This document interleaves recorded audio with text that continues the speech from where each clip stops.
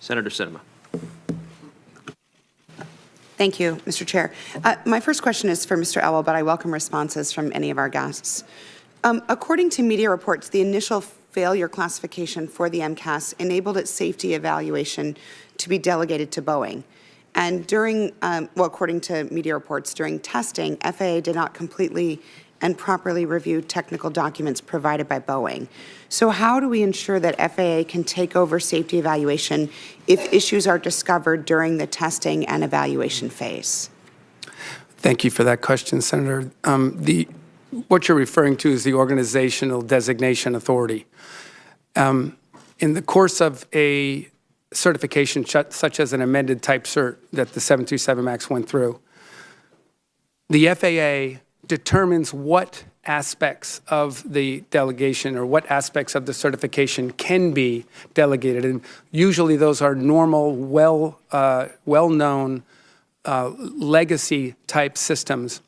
And in the case of the 737 MAX, we, the FAA, retained MCAS for review at the beginning of the certification process. As the process goes on, ODA is amended and is amended many times in the course of a certification as the FAA reviews and certifies the expertise of the manufacturer to take on more of the delegated authority under very strict review by the FAA. And we, at times in the course of a certification, will find areas that we want to pay more attention to, and we will retain those items. So it is a active, constantly changing dynamic in a certification, and that's what happened during the certification of the MAX. A second question then for you, Mr. Elwell. So MCAS is new to the Boeing MAX aircraft, and I was wondering if you could talk to us about why the system was not included in pilot training materials, and who makes the determination regarding what is included in pilot training materials? So when we're doing a new certification, whether it's an amended or a new type, there's a flight standardization board that is a group of experts and pilots and engineers whose responsibility it is to determine, and in this case an amended type certificate, if the handling characteristics of the new aircraft require flight training, or if the differences between the new aircraft and the one that it's amending does not require flight training. What the MCAS did was correct for some very slight modifications that the MAX had. The MAX has slightly larger diameter engines with not a whole lot of extra thrust, similar thrust, but because of the width of the engines, they had to go forward on the wing. And because of the diameter of the engines, the nose wheel had to be extended 6 inches. These are not big changes as far as the FAA is concerned for an amended. But what we need to do is put pilots in simulators and fly the aircraft that's being amended and the new aircraft. And after many scenarios, flights in all regimes, sim flights in all regimes with these pilots, there was a consensus opinion from the pilots, the European, Canadian, American pilots, that there was no marked difference in the handling characteristics of these two aircraft. And that is what we need to determine what kind of flight training or not is needed. And there was, by the recommendation of the Flight Standardization Board, and understand this is a board that has been used dozens and dozens of times, and their unanimous opinion was flight training was not needed. And they didn't flight test the MCAS per se because, as I said, the MCAS is a device that is supplement to another system that is specifically designed for the yoke to feel correctly to the pilot in all regimes of flight. My last question is for each of the witnesses, and I wonder if you have suggestions for legislative or regulatory changes that can ensure an aircraft is independently and appropriately evaluated for operational safety. Is there more we need to do?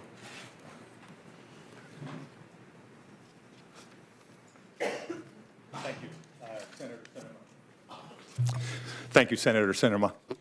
Yes, there may be. However, for me as Inspector General to offer suggestions today would be entirely premature. As you know, Secretary Chow Senator Blumenthal and other congressional requesters have asked my office to start at the very beginning, thinking of these as bookends. We want to look at the certification process. I can outline very quickly for you what that'll entail. We want to look at the key decisions made by FAA when certifying the airplane and the timeline. We want to determine when MCAS was added to the aircraft and why FAA approved it, or the extent of FAA's involvement in Boeing's decision to approve it. How FAA reached the decision that pilots did not need additional training, or that details about the new system did not need to be included in the airplane's manual. That's the first bookend. The second bookend, in my view, will be how FAA responded to the recent accidents, and that's specifically Senator Blumenthal's question. Clearly, confidence in FAA as the gold standard for aviation safety has been shaken. We can help provide information to the Secretary and to the Congress to determine how best to restore FAA to that position. The second bookend, we hope, will shed some light on the obvious question as to why FAA might have been the last. It was the last, in fact, safety regulator to decide to ground the 737 MAX. Other safety regulators around the world decided that in their role as safety regulators, they needed to drive risk to zero, and they did that by grounding the aircraft. Acting Administrator Elwell has testified that they were continuing the hunt for data in order to inform that decision. So that disparity, that apparent disparity in appreciation of the safety regulator's role should be another question I respectfully submit for the Congress and the Secretary. We hope to present information to all of you to help inform your decision-making. Ranking Member Sinema, thank you for your question. The NTSB has looked at that issue as it relates to particular crashes. For example, coming out of the 2013 Asiana crash at San Francisco, we recommended that the FAA convene a special certification design review of how the Boeing 777 automated flight control system controls airspeed. And we wanted the FAA to look at that, and we've classified that recommendation as open, alternate, acceptable response. Coming out of the 787 battery fire event that we investigated that same year, we talked about the use of engineering designees. Since 1999, we've issued 8 recommendations to the FAA concerning the use of engineering designees. 3 are still open. The remaining 4 have been closed acceptably. We do want the FAA to provide certification engineers with written guidance, training to address opportunities to improve the certification process outcomes. And so that would be where we stand on that. Thank you. Thank you. Mr. Elwell, you told Senator Sinema that part of certification was based on pilots flying simulators in multiple different scenarios. Did any of those scenarios include angle of attack sensors malfunctioning and reporting the wrong data to the MCAS system? So I can get an answer for you on that, but I don't believe so. I believe that they were all in the full range of the flight envelope for flight characteristics. Again, the MCAS, the issue of an AOA vane giving the MCAS the wrong information, causing it to give nose down input to the stabilizer trim, presents as a scenario all pilots are trained on and familiar with. It's called runaway stabilizer trim, and the actions that they take to defeat it are the same as they would find in any other cause of a stab trim malfunction, which could be the motor going off when it shouldn't. So it is indistinguishable to the pilot. Chairman Wicker. Thank you, Senator Cruz. Mr. Sumwalt, the Indonesian Civil Aviation Authority has issued a preliminary report. How long did that take after the crash of Lion Air? The accident occurred, Senator, on October the 29th, and I believe the preliminary report was issued on November the 27th. So Okay. about 30 days. Do you think we can expect a preliminary report then from Ethiopia within about a month? I do. Our investigators are very engaged with the Ethiopian government. We're working very closely with them, providing assistance in the development of a draft report, and we do expect it in the very near future. I assume you're getting all the cooperation you need from the Ethiopian government? Yes, sir, we are. From the Indonesian government? Absolutely. What do you know about the Lion Air crash that you don't know about Ethiopian Air at this point? Well, I've read the Lion Air preliminary report that was issued in November. I will say a very ticklish issue is that there's a law, an actual law, 49 U.S.C. 1114, that prohibits anyone from disclosing information concerning a foreign investigation unless that information has been cleared by the host country. So I am not the one to speak about either of those two accidents. Mr. Scovel, are you going to have a recommendation about that law? Do you have an opinion about that law? Is it a problem? Conceivably, it might be. Certainly in the desire of the Congress and the administration to foster transparency and determine best route ahead. At this point, I certainly don't have a recommendation for you. Okay, well, if the witnesses would get back to us on that, we'd appreciate it. You have to have some time to consider that. Now, there was a nose-down input, Mr. Sumwalt. In other words, the pilots experienced the MCAS system kicking in and pushing the nose down. I understand it was some 21 times before the plane eventually crashed. Is that your understanding, sir? Which accident are you referring to, sir? Lion Air. I think that's about right, based on my reading. Over what period of time would that have been? I'm not sure, sir. What should the pilots have done there? Well, I flew the 737 for 10 years, and I do believe that there is a procedure, at least for the Flintstone version of the 737 I flew, a very old 737. But I do believe that the first thing you would do is oppose that motion by pulling the yoke back, and that should engage a stab brake. Now, apparently, that feature is not on the Mr. Elwell, what should they have done? What should the pilot have done, based on 21 times the system kicking in, pushing the nose down? Mr. Chairman, I did not fly the 737, so I can only speak to the airplane, all the different airplanes I flew. But when you have, I'm actually asking about this aircraft. Do you know? If you don't know, that's fine. I'm sorry, I'd have to get back to you on the specific. There is a non-normal checklist, an NNC on runways. It would be helpful for us to know, based on the expertise at this table, what should have occurred in the cockpit based on that nose-down input. Mr. Elwell, then discuss, if you don't mind, the point that Mr. Scovel mentioned and that a lot of us have about the decision made by other countries initially to ground the aircraft. What data they had? Was this just an abundance of caution, or was it based on facts that these agencies had that we didn't have here in the United States? Help us understand the decision there. Yes, sir. It's a very important question. The FAA, to make a decision to ground a fleet of aircraft, is going to do that on a data-based information that we have to warrant a grounding. I can't speak to the reasoning that the other nations took.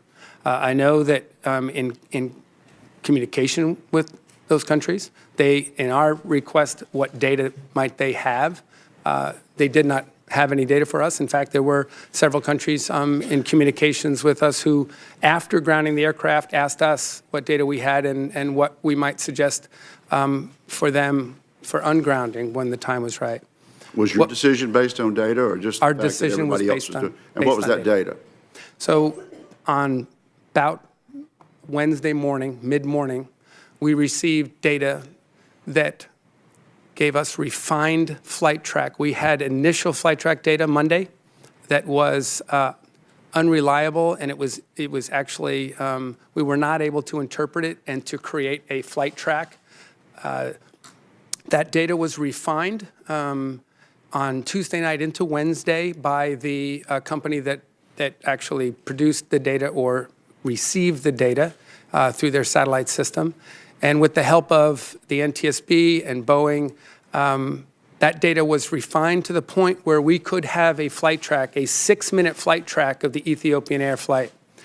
And we found information on the ground that corroborated for us in a briefing on Wednesday morning that the flight track of Ethiopian Airlines was very similar to the flight track of Lion Air. And that data told us that there was very possibly a link between the two flights. And when you have the possibility of a link between two accidents of the same type aircraft, it's prudent to ground them until you find what that link is, mitigate that link.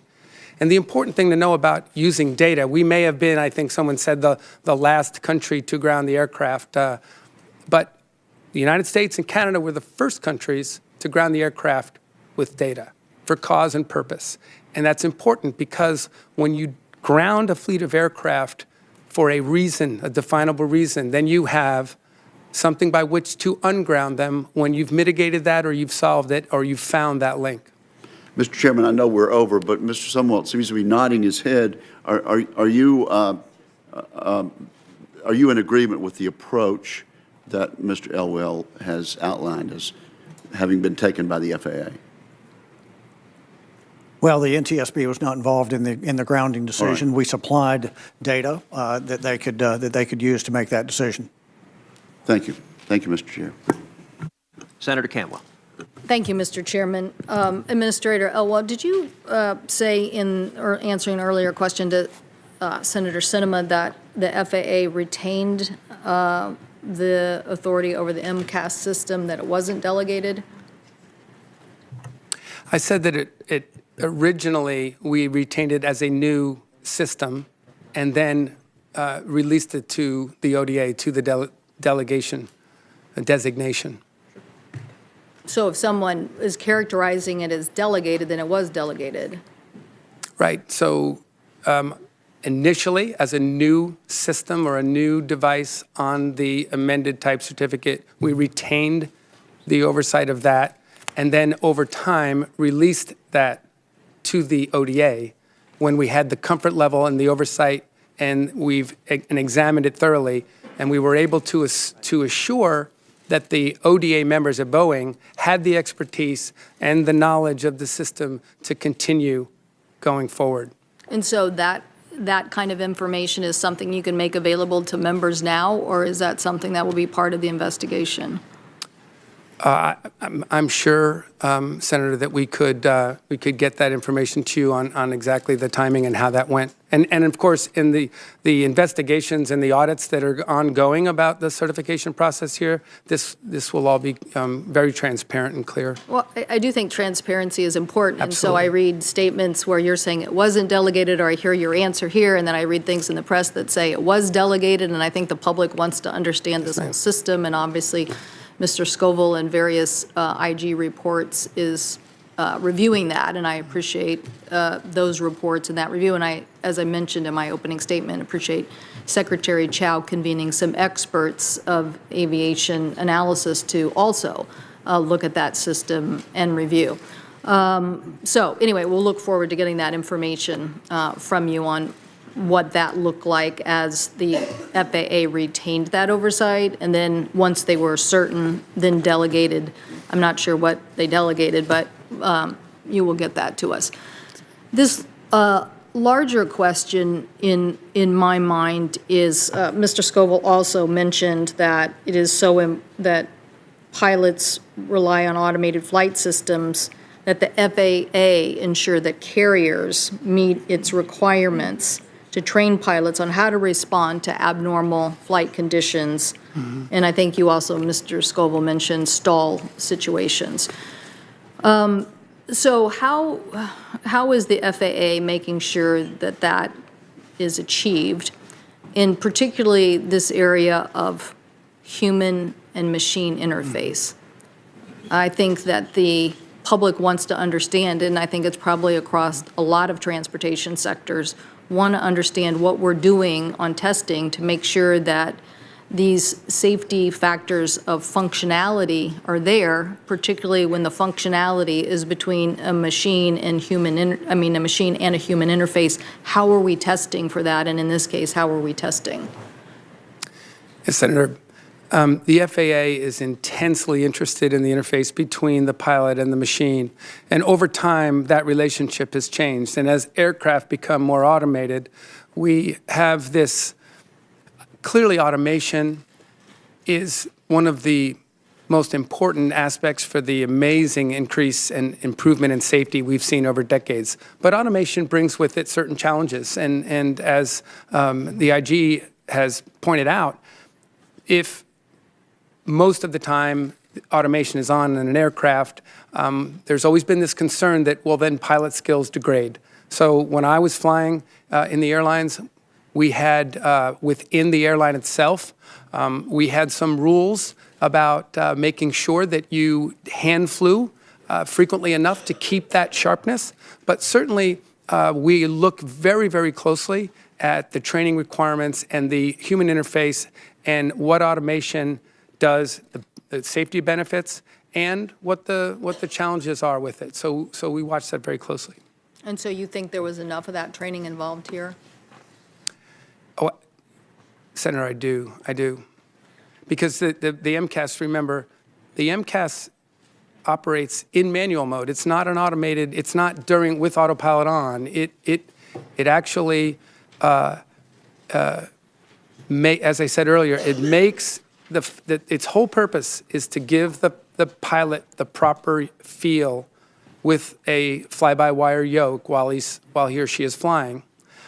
So it interjects in manual mode. It does not interject in automatic mode.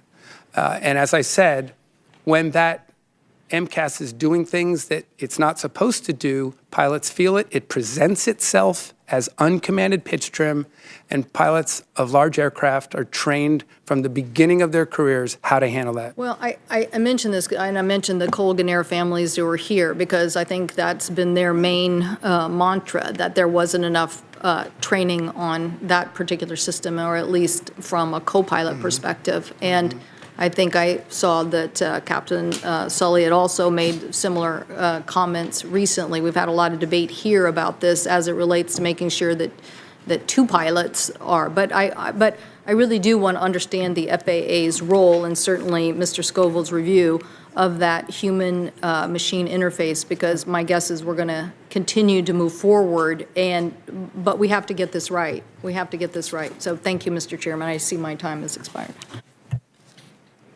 Senator Thune. Thank you, Mr. Chairman. Mr. Elwell, as you know, the FAA Reauthorization Act of 2018 contained several bipartisan provisions aimed at improving and modernizing FAA's aircraft certification process, to include the establishment of an Organization Designation Authorization Office within FAA's Office of Aviation Safety, designed to improve operational safety by strengthening oversight of ODA holders delegated to perform certain functions on behalf of FAA. Could you provide a timeline on when you expect this office to be fully established? Thanks for that question, Senator Thune. Absolutely. In fact, we already established the new ODA office, as you mentioned, prescribed in last year's FAA bill. On March 5th, we created and stood up the office.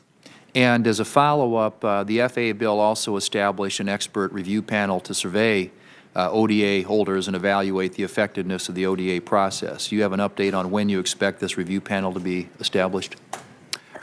I don't have it off the top of my head, Senator, but I will certainly get that information to you.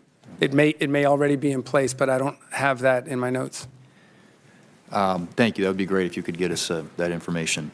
Boeing recently, and I would direct this to you, Mr. Elwell, too. Boeing recently stated that the 737 MAX series aircraft was certified, and I quote, certified in accordance with the identical FAA requirements and processes that have governed certification of all previous new airplanes and derivatives, end quote. Could you provide some examples of other aircraft models where the FAA has certified a variant aircraft in a manner similar to the process that was used for the 737 MAX? Well, Senator, the The process to determine whether it is an amended type certificate or a new type is the same, regardless of the manufacturer, the type to which you're amending or making that determination. And it goes to the points I made earlier about flyability.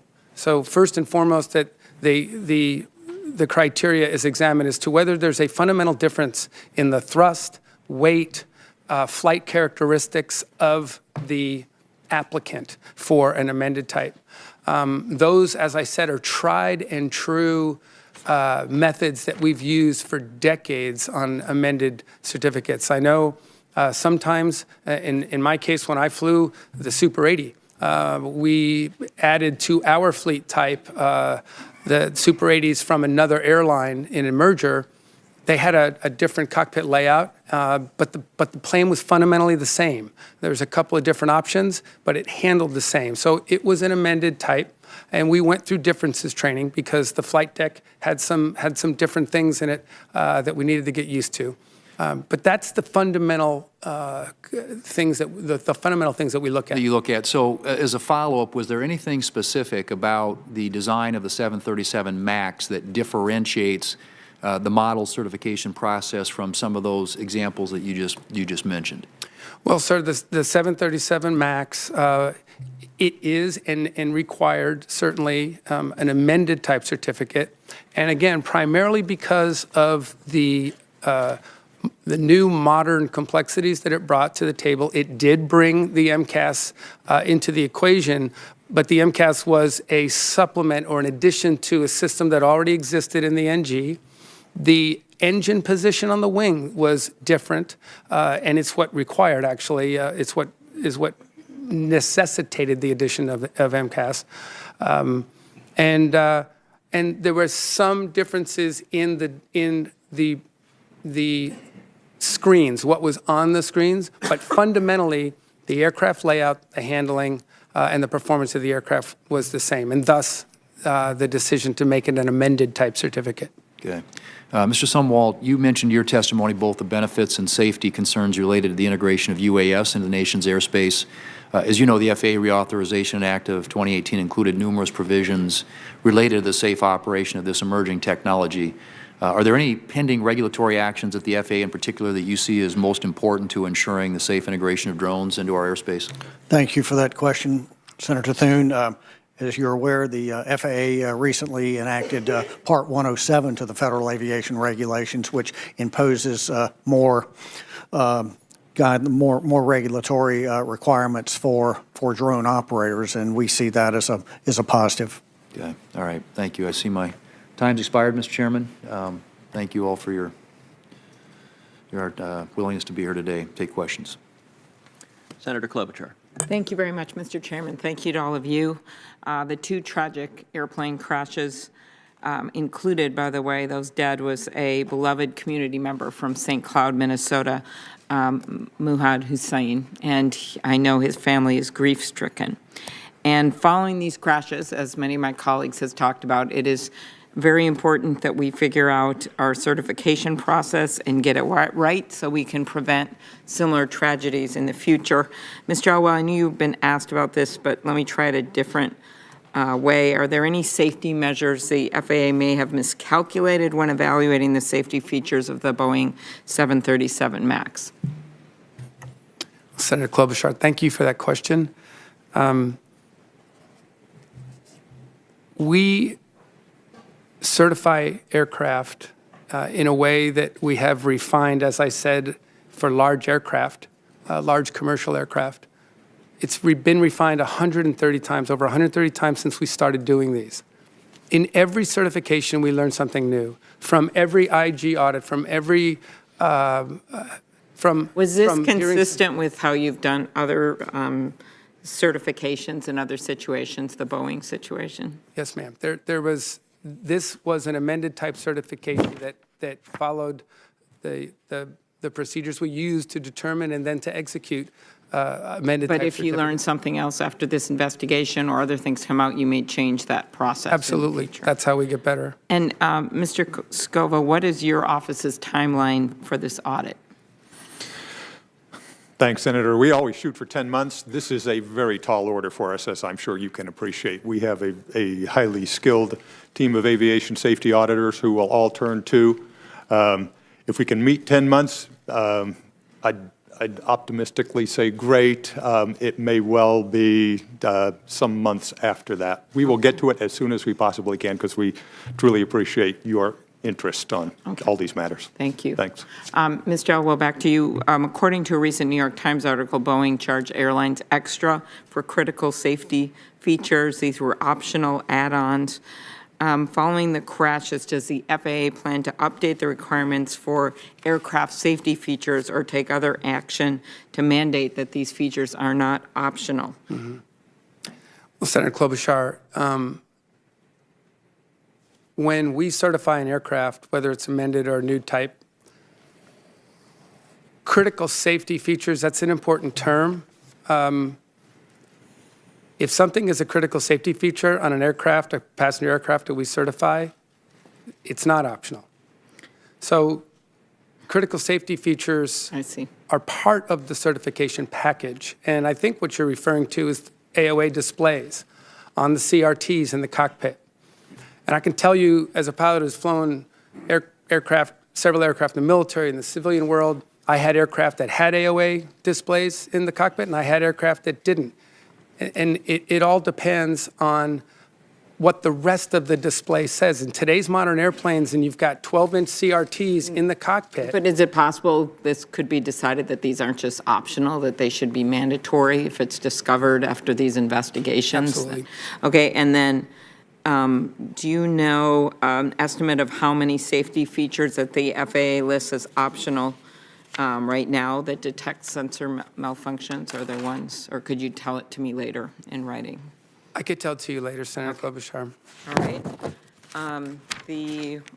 Chairman Sumwalt, what role does the U.S. play in setting international safety standards when it comes to training for foreign pilots? I know you'd answered some questions about training from my colleagues, but do we have any role there? I'm just thinking because we had someone from Minnesota was killed. Sure, Senator Klobuchar, and we are, as I've mentioned, we are a member state to the International Civil Aviation Organization that sets recommended practices and standards, and so it would be ICAO that would outline those international training standards that other member states would be expected to comply with. And could you weigh in on those training standards? We could. The FAA is officially the U.S. representative to ICAO, but we work closely with them with our relationship with ICAO. I see. So you would be involved in that, Mr. Elwell? Yes, Senator, we would. Okay. I'll follow up on that later. One last question I had of you, Chairman Sumwalt.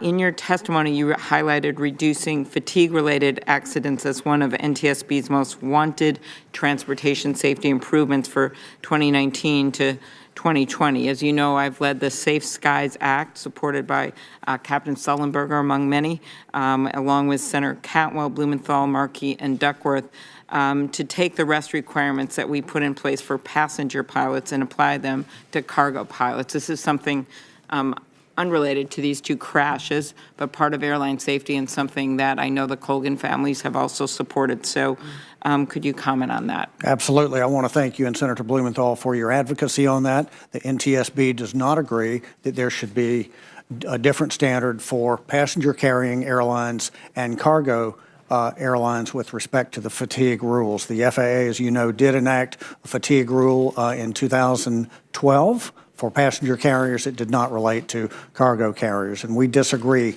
with that disconnect. Okay. Well, I hope you win. So we're going to keep pushing for this bill. Thank you. Senator Moran. Chairman, thank you very much. Thank you for conducting this hearing.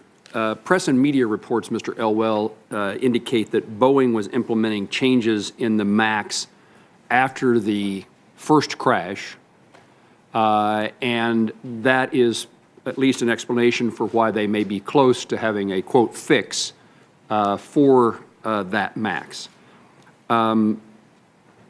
Is there anything, a requirement that, first of all, is the FAA notified of that effort to make corrections to the MAX after the first crash?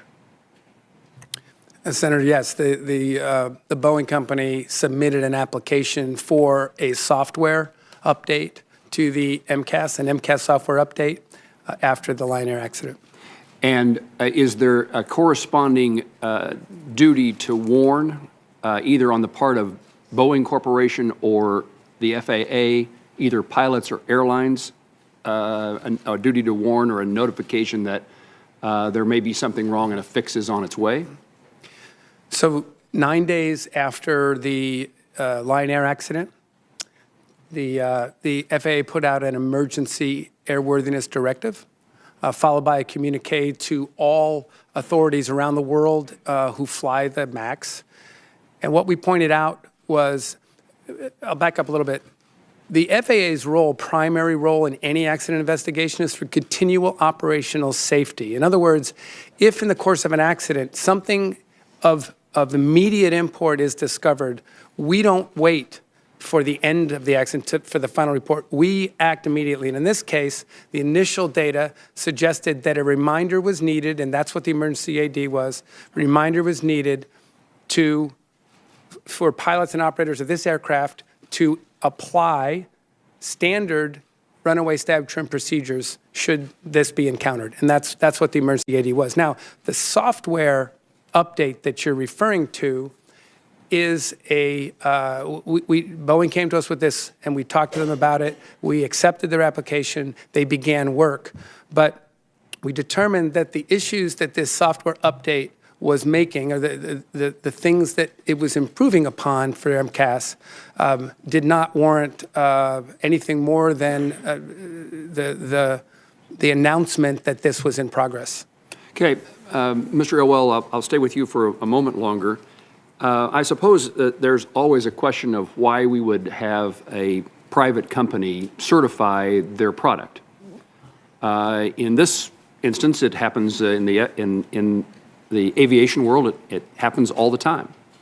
What's the justification for that?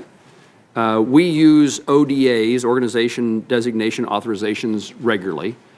Would the FAA be able to certify aircraft without the use of that designation? Senator Moran, that is a very important question, but let me go back to what you said in the question, that we allow companies to certify their own craft. I know I've misspoken in the way that you would phrase it, and I understand the distinction. I'm not trying to discount the importance of an ODA. In fact, I'm hoping that you'll confirm to me the importance, with proper oversight, with FAA certification required, the actions that are taken by private companies to provide the information necessary to certify is important, and how would we do this in aviation without that process? So the concept of ODA has, as I said, it's been around for 60 years, and some form of delegation has been around since the 20s. It is part of the fabric of what we've used to become as safe as we are today. And I don't want to give the impression that ODA is some resource, a way for us to sort of stretch our resources. We have very strict oversight on every participant in an ODA program, and we make sure that they are experts in the field, that they have the appropriate understanding of FAA regs and manuals, they have professional integrity is checked, everything. But to your point, if we had no ODA at all, an estimation, it would require roughly 10,000 more employees to do that role at the FAA, and about $1.8 billion for our certification office in the FAA. How does that compare with that process, that designation process, compare to Europe and other across the globe when it comes to the use of that process? So it's another excellent question. The European Aviation Safety Agency is the next biggest certification body in the world, and they leverage ODA much more than we do. So it's used around the world. In this arena, there's nothing unusual to this process. It's been ongoing a long time and used globally. Is that true? Couldn't have said it better myself. Thank you. Thank you, Mr. Chairman. Senator Blumenthal. Thanks, Mr. Chairman, and I want to thank the leadership of the committee for having this hearing. Thank you for being here. today, gentlemen, and I want to thank particularly the Inspector General, Calvin Scovel. We're lucky to have a professional of your caliber doing this investigation, and I look forward to the results. I've been deeply disappointed, in fact, shocked that in grounding these aircraft, American safety officials, in effect, lagged instead of led the world. The same information was available to our FAA as was accessible to every other country that grounded its airline days ahead of us, and that put American passengers in peril. But as important, maybe more so, is the system that led to, in effect, outsourcing safety to the manufacturers of these aircraft.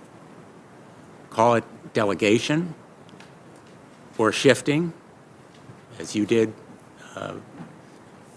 The fact is that the FAA decided to do safety on the cheap, which is neither cheap nor safe, and put the fox in charge of the henhouse. That was true of the 737 MAX 8. In its rush to produce that aircraft, because of competition from Airbus, critical safety features were disregarded. And I'm going to be introducing legislation that will reform this system, which is so fatally riddled with flaws. There needs to be rigorous reform so that the FAA is put back in charge of safety. You said, Mr. Elwell, that the system is fact-based and data-driven. The FAA should have the facts and should be driving the data and making decisions.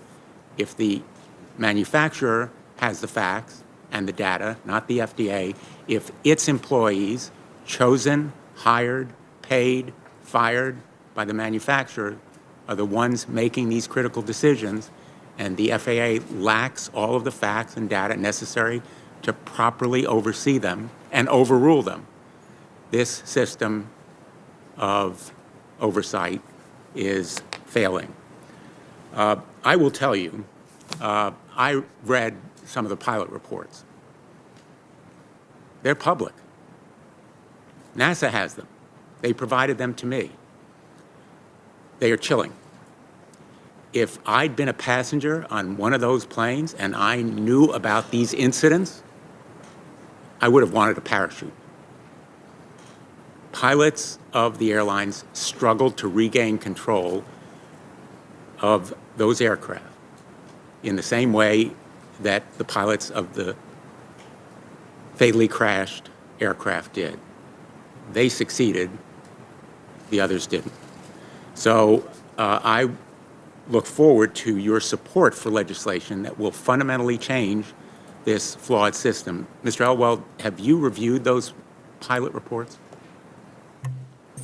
Senator, thank you for your comments. I reviewed the reports. There were... Did you review them at the time that they were received by NASA? The reports, I did not personally. The reports were reviewed as they were written and received. There were 24 reports. They're called... Were they reported to you after the first crash? Because many of them followed the first crash. The ASRS reports were reviewed and compared against the FDR data or FOQA data that we look at. ASRS reports are reports from pilots on experiences when they, on a trip. We take them very seriously. We review them. We have event review teams that sit down with the pilot, and none of the 24 reports associated with the MAX related to the MCAS or related to what the pilots experienced in either accident. With the report